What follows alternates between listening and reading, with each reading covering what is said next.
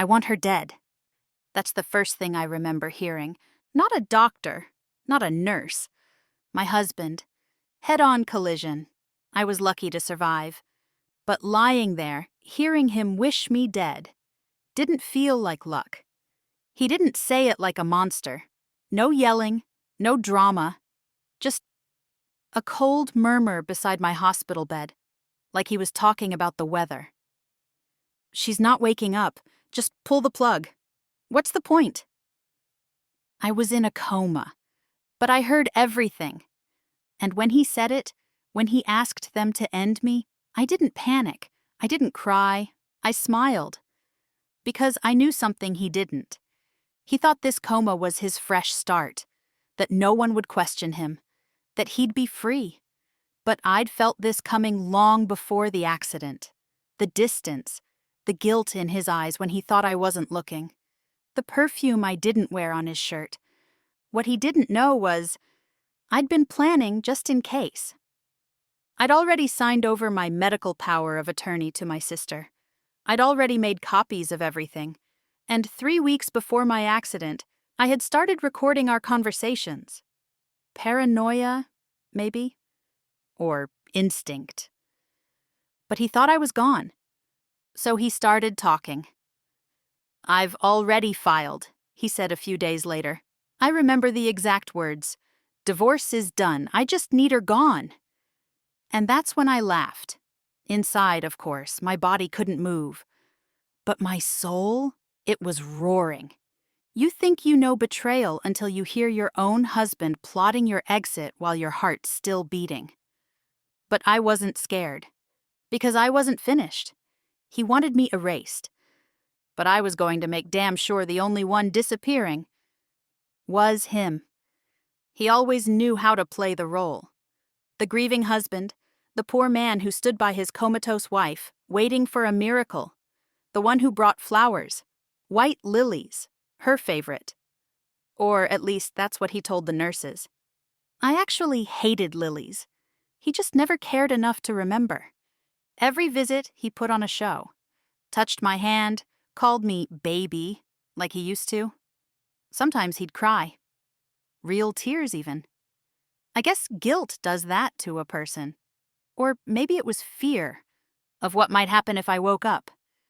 Because here's the part he never expected. I wasn't drifting in some painless dream. I was in my own private hell, aware of every breath I took through that damn tube, every whisper around me. And he was always whispering. First about the lawyer. Then the house. Then her. He never said her name. Just called her babe or sweetheart when he answered his phone in the hallway, forgetting sound carries. He told her I wouldn't make it. That it was just a matter of time. That soon they could be free. Together. She laughed. It was a tight, smug little laugh I'd never heard before, but I knew exactly who it was. Chloe. My best friend since college. Maid of honor at my wedding. The woman I held when her first husband left her. The woman who once said she envied my life. She was in my house, sleeping in my bed, wearing my perfume, feeding lies to my children, telling them mommy's resting, while sliding her hand into my husband's beneath the dinner table. I didn't need to see it. I heard enough to know the truth. They thought I was gone, a breathing body with no mind left inside. But I wasn't gone. I was watching my entire life unravel like a slow-motion car crash, and I couldn't even blink. The doctors talked to him, not me. He nodded solemnly, pretending to consider options. But every time they brought up quality of life, he jumped at the words like a hungry dog. He wanted them to unplug me. One nurse, Jasmine, caught on. She started staying a little longer in my room. Played music, told me about her dog, her boyfriend, her garden. She was the only one who spoke to me like I was still in there. One day, she leaned in and whispered, "If you can hear me, squeeze my hand." I tried. God, I tried. But nothing moved. No fingers, no muscles, just a scream inside my own head. She squeezed back anyway. "It's okay," she said. "I believe you're still in there." I don't know what would have happened if she hadn't stayed. Maybe he would have convinced them I was brain dead. Maybe Chloe would have moved in full time. Maybe the plug would have been pulled. But Jasmine stalled them. And I listened.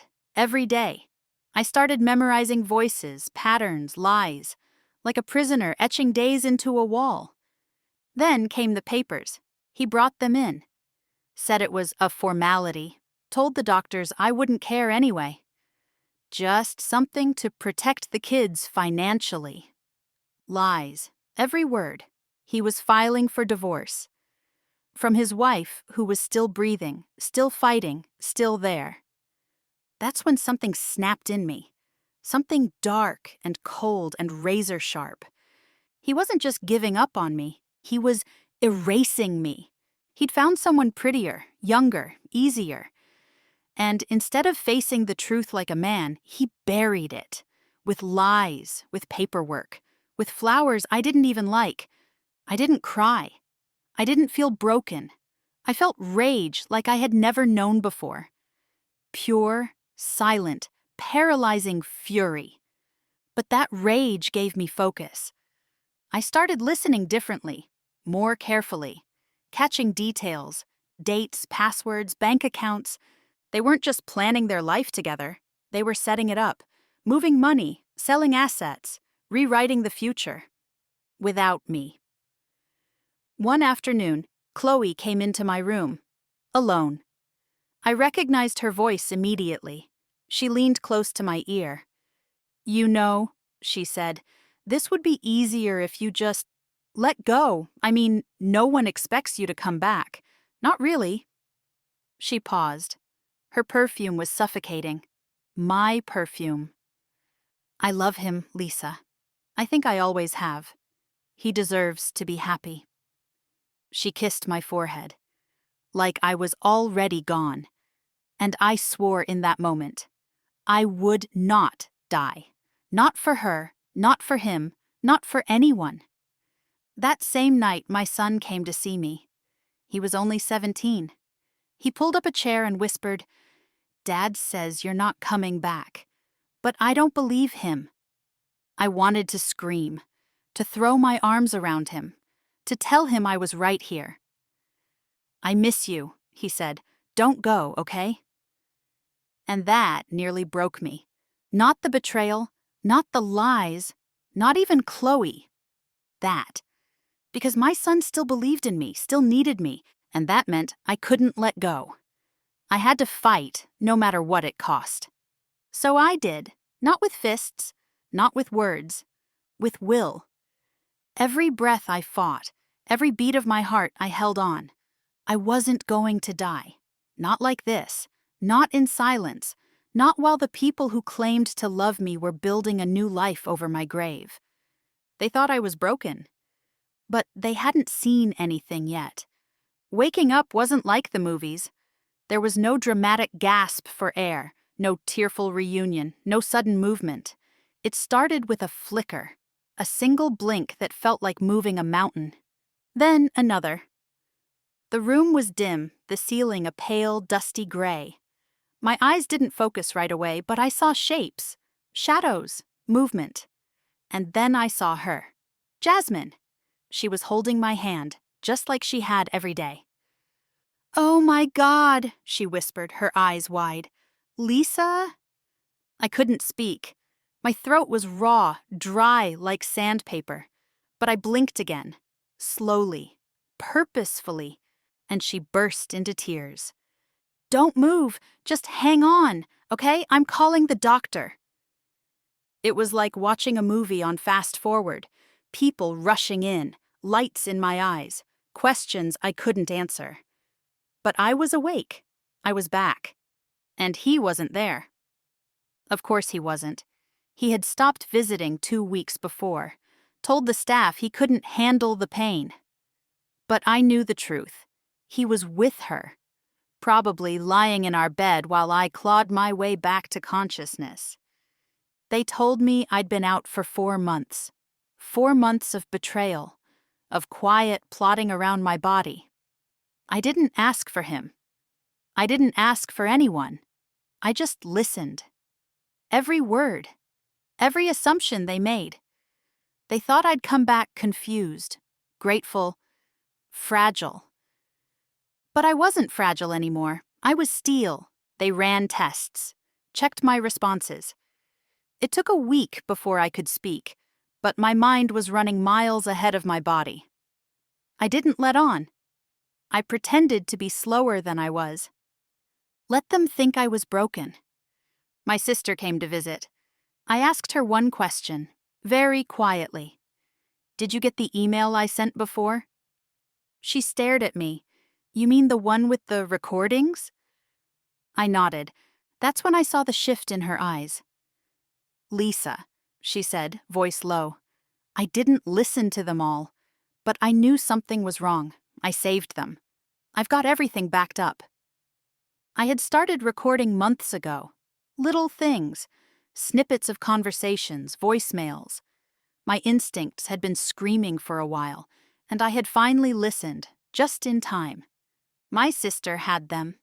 Every whispered call, every conversation he had near my bedside, every word Chloe said when she thought I couldn't hear.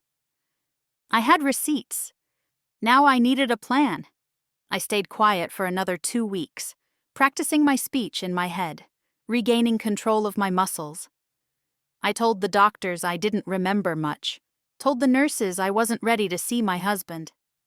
No one questioned it, because who would want to face the man who gave up on them? I watched the news from my hospital TV, saw the local articles about my brave husband who stood by his wife. Lies written by friends of Chloe, no doubt. The sympathy pouring in was nauseating. People calling him a hero. The hospital offered to reach out to him after I was more stable. I told them no, I would do it myself. But not yet. I needed to be ready. If you want to see exactly how this revenge unfolds, subscribe now. Because what happens next?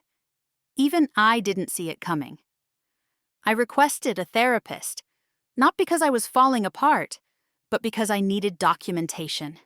Proof that I was of sound mind, that my memory was intact, that I wasn't suffering from delusions. Every session was calm, clear, and controlled. I told the truth, just not all of it. The therapist nodded, scribbled notes, told me I was doing incredibly well. I smiled. Inside, I was sharpening knives. Meanwhile, my sister brought my son to visit. She told him not to tell Dad that Mom woke up. Mom wants to surprise him. He hugged me like he never thought he'd see me again. And when I asked him, gently, how things had been, he paused, looked down.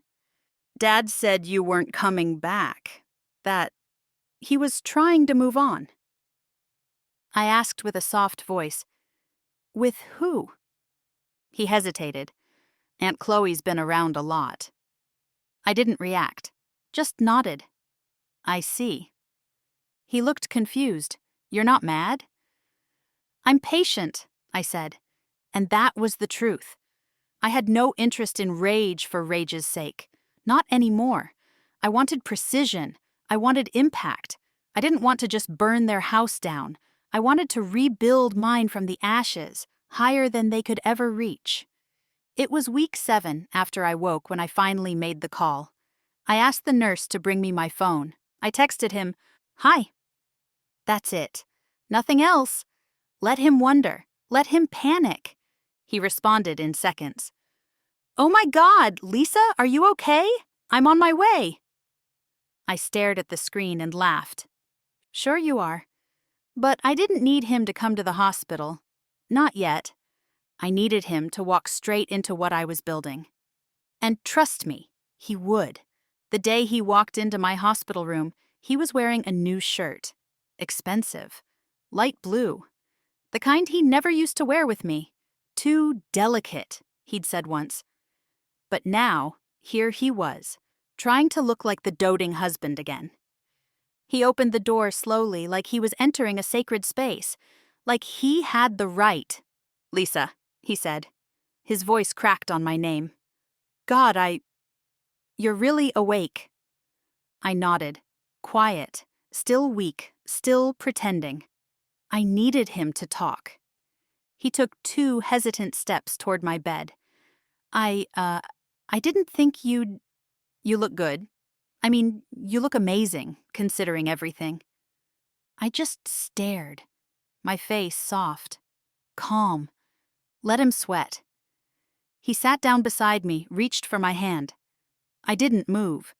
"I came as soon as I heard," he said. Liar. I texted him 4 days ago.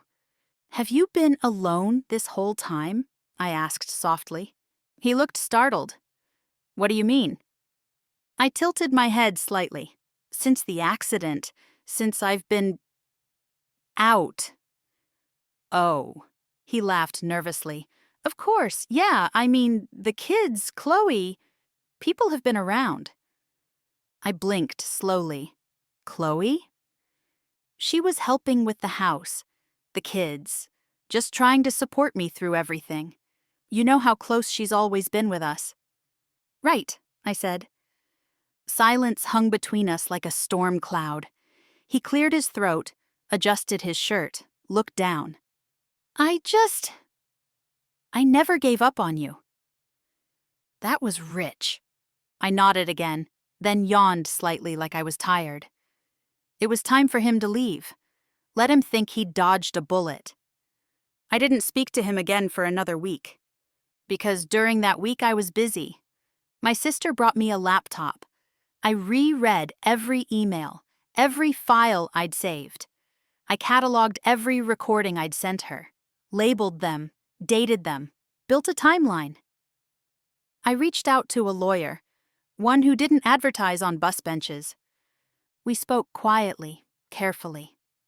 I didn't want the hospital calls traced. We laid out everything: my assets, his withdrawals, Chloe's little cameos in my home security footage. The lawyer listened carefully. "You understand what you're doing?" "I'm preparing," I said, "for war." She nodded once. "Then we'll do this properly." I was discharged 3 weeks later. The doctors called it miraculous. The nurses hugged me. Jasmine cried. I held her a little longer than I meant to. "Thank you," I whispered, "for everything." She smiled.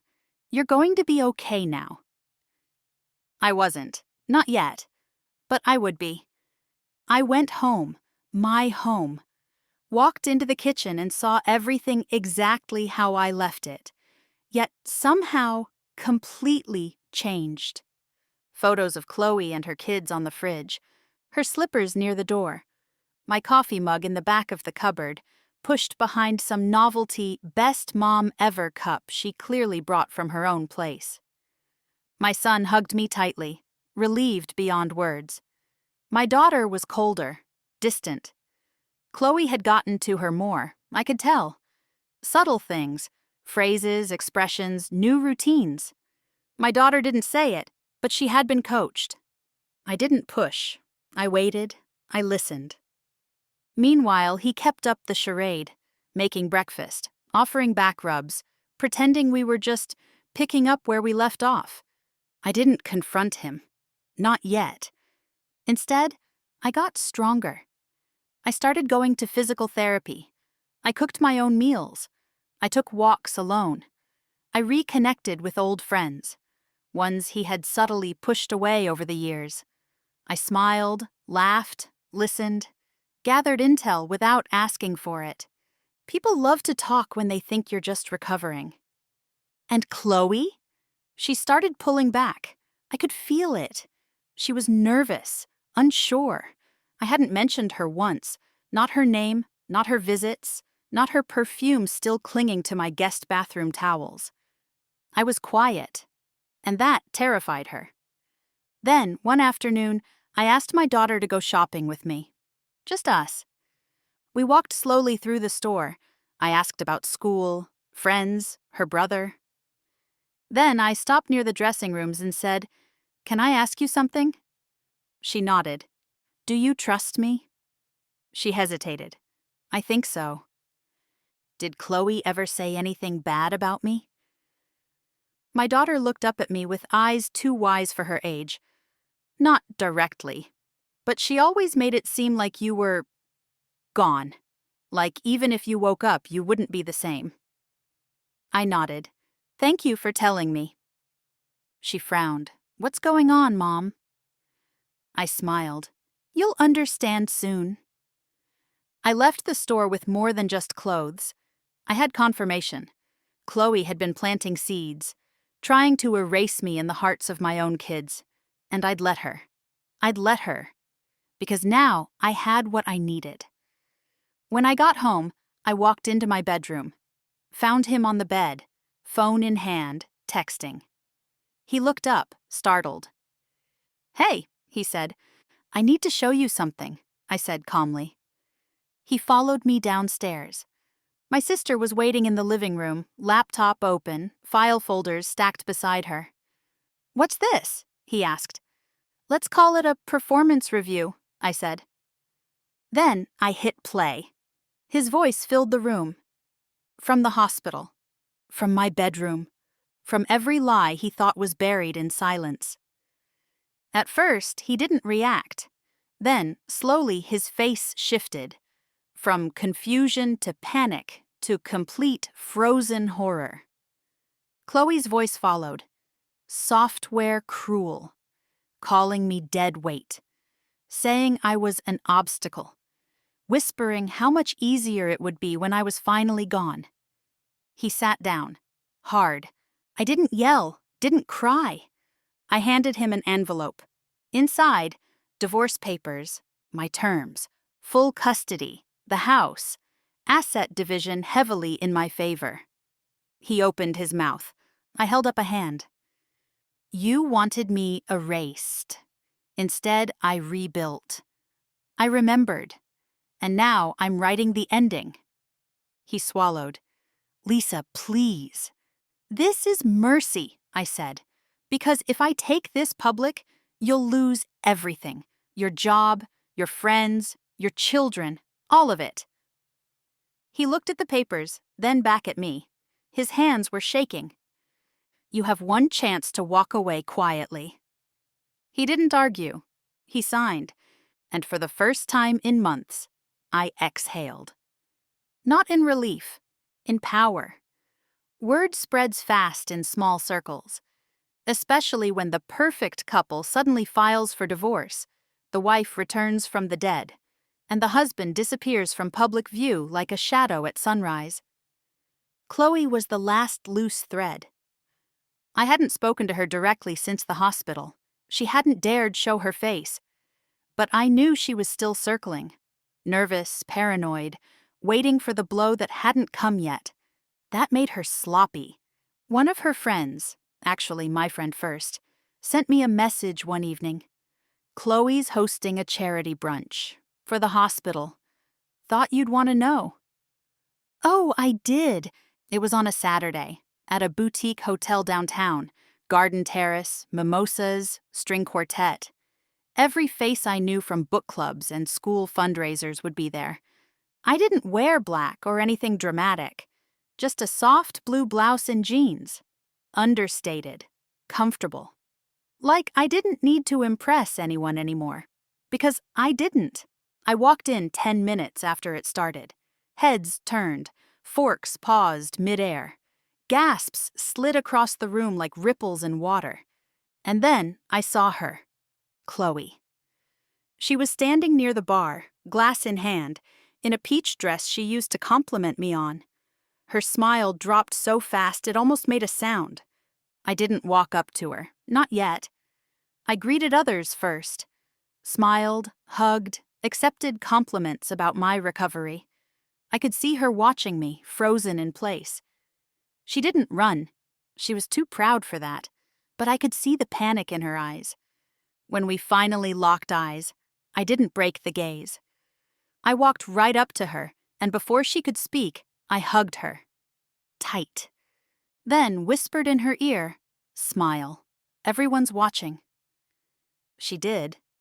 Barely. I stepped back, still smiling, and said louder, So kind of you to put this together. It's for the hospital, she stammered. How generous of you. I hope they appreciate it, especially since you've spent so much time there recently. Her jaw twitched. Helping out, she said quickly. After your accident, I just wanted to make sure your family was okay. Oh, I know, I said. You were so involved. I heard everything. Her face paled. Excuse me? She asked. I leaned in, just close enough for her to hear. I remember every word, Chloe, every visit, every lie, every time you stood over my bed and played house with my husband. She blinked fast. You don't understand. I do, I said. Perfectly. I pulled a flash drive from my purse and dropped it into her hand. In case you forgot anything. She stared at it like it was poison. Play it, I said, when you're alone, or don't. It'll all come out soon enough. I turned away. She grabbed my arm. Please, she whispered. Lisa, I made a mistake. No, I said, twisting free. You made a choice. The room fell quiet. People were listening now, watching. I smiled at them. It's good to be back, I said. Alive, awake, aware. I left before dessert. The next day, the recordings hit the inboxes of every local community group we were part of.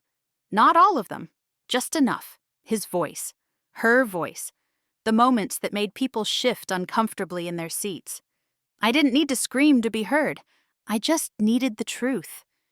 He moved out of town 2 weeks later, resigned from his job. Quietly. Disgraced, but still intact enough to avoid a full implosion. He wouldn't fight me in court. He wouldn't survive it. Chloe stopped showing up anywhere. Her name faded from event lists. No one wanted to be associated with her anymore. That was the beauty of small towns. They never forget. The best part? I didn't gloat. I didn't post anything. I let the silence speak for me, because the real revenge wasn't about yelling louder than them. It was about being louder after them. I rebuilt my life in plain sight, reconnected with my kids, helped my daughter unlearn the bitterness Chloe had tried to sow into her, cooked dinner again, laughed without faking it, slept without nightmares. I walked back into my life, not broken, not bitter, balanced. People asked me if I forgave them, him, her, number. But I outgrew them.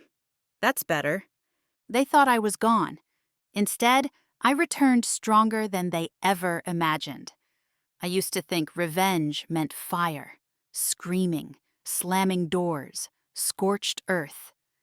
But standing in the ashes of what they tried to do to me, I realized something. Real revenge is peace. It's silence where there used to be chaos. It's calm where they expected rage. It's living so loudly that they disappear in the noise. Weeks passed, then months. My name was being spoken again, at fundraisers, at parent meetings, on community boards, but not as a victim, as a woman who survived, who came back smarter, stronger, and unwilling to be walked over ever again. My house felt like mine again. The walls no longer whispered secrets. My daughter started sitting beside me at night, unprompted. My son opened up about things he'd held in for too long. The weight Chloe tried to put between us evaporated slowly, day by day. They'd both seen through the cracks eventually. Kids are smarter than we give them credit for. One night, my daughter asked, "Are you ever going to tell everyone what really happened?" I thought about it for a second. I don't need to, I said, because the beauty of what I'd done was that they'd already told the story for me. Their words, their schemes, their greed. It was all in their voices. I simply held up the mirror. And when people saw the truth, they did what they always do with liars. They let them disappear. He emailed me once, just once. Subject line, I'm sorry. The body of the message was short. A paragraph of regrets. A line about how he'd ruined everything. How he hoped one day we could talk.